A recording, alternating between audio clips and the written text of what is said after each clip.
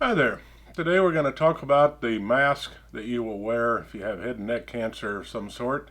And you need to be positioned exactly, repeatably every time for your treatment so that the radiation goes to the exact spots you want and it doesn't affect anything that is not absolutely necessary. But I will tell you a little short story or a little anecdote here. I was working on a short for this to just kind of awareness for it, a shorter version of this same video.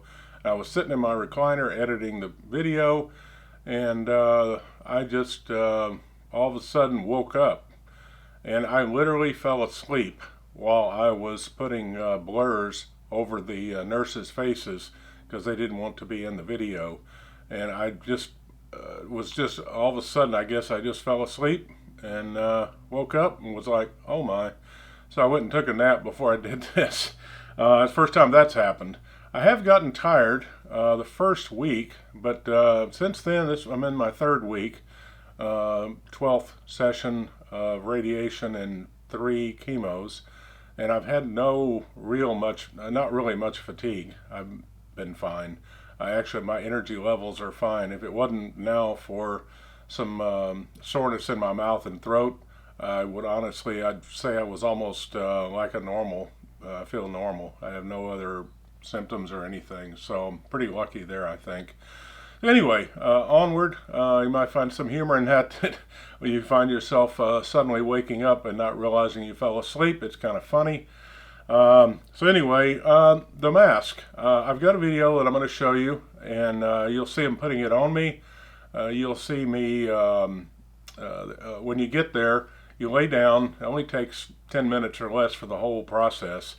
And you lay down. There's a kind of a hard bed table. I think it's made out of Kevlar. And you have a little headrest, and you adjust yourself so your head fits into the headrest. It's pretty comfortable. And then they put the mask on, and it will snap down into some little fittings. And you'll see me kind of move around a little bit, and that's me settling into the mask. You'll see how I just shift a little bit. You can feel your chin, your nose, and everything. Just a slight adjustment, and then they'll snap everything down, and you're good to go. Then the next thing they do is they will do a CT quickly, and you'll know it when it does it. You'll see the panel go by.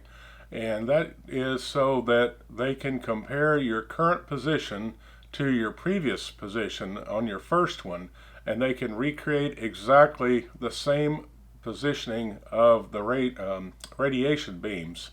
The one that they have here is a very advanced machine. It's the latest technology. It's a 4D technology, and it shoots little beams of radiation in at multiple angles to target what they call the tumors. I don't have a tumor. I have cancer in some of the lymph nodes over here, which is already, matter of fact, after the first week it had already shrunk, and there's a couple more behind it. They couldn't find the primary, so they don't know where that is, so they're targeting several areas. So it's very effective, I think, and that with the chemo should eradicate everything, they think. I should end up with a clean bill of health afterwards and hopefully no reoccurrence, but there's no way to judge or guarantee that. So this goes by pretty quick. I find it relaxing. I actually just kind of lay there and meditate a little bit. I don't find it confining or, a problem. The very first time you show up, they do a warm piece of plastic. It looks like a stretchable stuff. You'll see it's got like a mesh, and it's warm. They lay it over your face. They press it down and make a perfect mold of your face.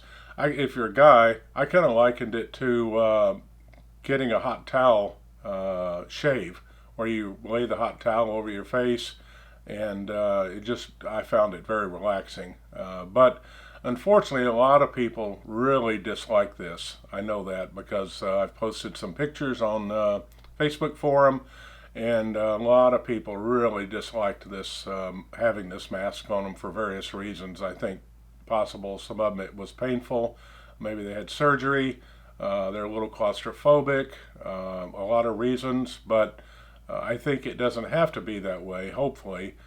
For me, I just meditate, I think.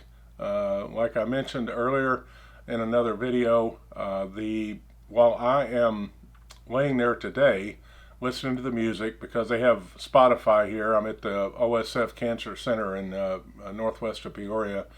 They have Spotify music playing, and you can ask them to play anything you want. I don't bother because you're only there for such a short time. But I was enjoying the music, and I also like to paint. I like to paint abstract in addition to my photography and video. And it occurred to me that they're going to give me my mask. When I get the mask, I'm going to turn it into a Jackson Pollock.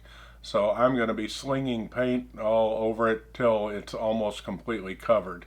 And then we are going to use it as an art piece in our house, as a reminder of what I went through. And hopefully 20, 30 years from now, we can look back at it and say, well, that was certainly worth it that I got that treatment. So let me show you the video, and I'm explaining it over the top of it a little bit. And I hope you get something out of this and follow along on our journey. I'm not going to be sharing a lot of misery because I don't have any. We're very upbeat about this. We got over the depressive part of this, fortunately, maybe a week or two after the initial diagnosis. And again, when we got the treatment plan, even though we knew it was coming, we had another 2 tough days. And then we said, we need to just move on and get on with this. This is the key to the rest of our lives, so that we can be together and enjoy each other and go back to traveling and having a good time and just, enjoying life. So that's what we hope. So we're very positive. We expect a full recovery. We expect a little bit of misery along the way. And I believe that no good thing, really good thing, can come sometimes without you, I don't want to say suffering, but you have to go through some kind of a trial or some ordeal or some challenging situation. I give you a couple of examples. I was in the Marine Corps. You have to get through boot camp to be a Marine. Boot camp is tough. Not easy. Not everybody gets through it. Some people drop out. Some people just, they're not cut out for it. It's tough. And but once you get through it, you're a Marine. You're always a Marine forever. And if you meet another Marine, Semper Fi. You're always there. So you never forget that. I was an air traffic controller, and when I went from Lafayette, Louisiana to Chicago O'Hare, at the time, busiest, most complex place in the world to work, and although some other air traffic controllers in New York or somewhere might argue, but I'll maintain that it was. And we were running 4,000 plus operations a day. Training for almost a year was worse than Marine Corps boot camp. It was the toughest thing I'd ever done. And that led me to a 20 plus year career there. And I loved every minute of it. That was the most fun I ever had working. And so I went through that training, and it enabled me to have that long, wonderful career there. Then the next thing I encountered, I decided I wanted to travel. I wanted to work overseas. And to get to work in Dubai, I ended up having to work in Afghanistan at Bagram for a year. They were still shelling the base. Occasionally it wasn't very effective, but it was still happening. And working conditions sucked. Living conditions sucked. I had to live 2 to 6 people to a room at times.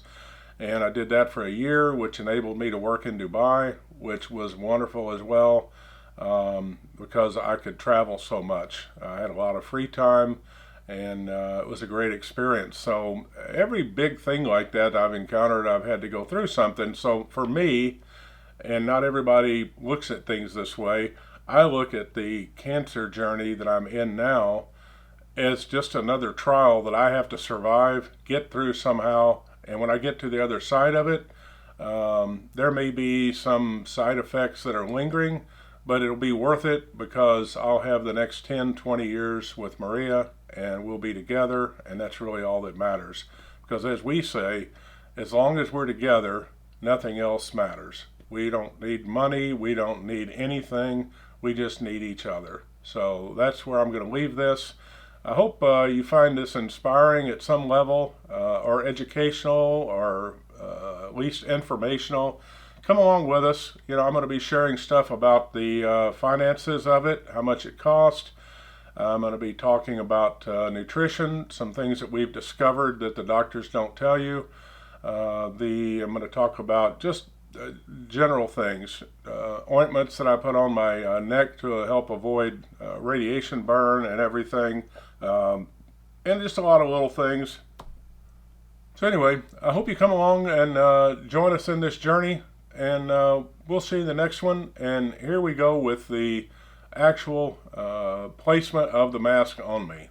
Take care.